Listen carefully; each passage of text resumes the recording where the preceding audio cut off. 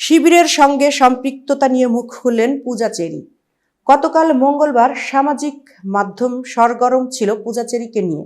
কেননা এদিন গুঞ্জন ছড়ায় বাংলাদেশ ইসলামী ছাত্র শিবিরের কেন্দ্রীয় কার্যনির্বাহী সংসদ কমিটিতে অমুসলিম শাখায় আইন ও মানবাধিকার সম্পাদকের দায়িত্ব নিয়েছেন পূজা। বিষয়টি নিয়ে বিরক্ত অভিনেত্রী সামাজিক মাধ্যমে প্রকাশ করেছেন তা। মঙ্গলবার নিজের ফেসবুক এ নিয়ে লেখেন, মানুষ এমন অবান্তর পোস্ট করে কেমন করে আমার বোধগম্য নয়। এরপর লেখেন, আমি সাধারণত কোনো রিউমার্স নিয়ে মাথা ঘামাই না।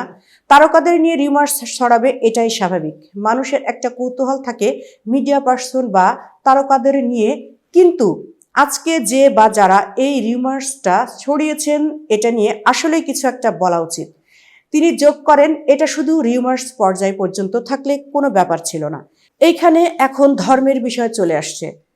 এসব করে সব ধর্মকে অপমান করা হচ্ছে। এমন কোনো রিউমার্স করা আসলে উচিত না, যেই রিউমার্স জাতি, ধর্ম, বর্ণ সকল কিছুর উপর প্রভাব পড়ে। এতক্ষণ বার্তা বৈঠকের সাথে থাকার জন্য ধন্যবাদ।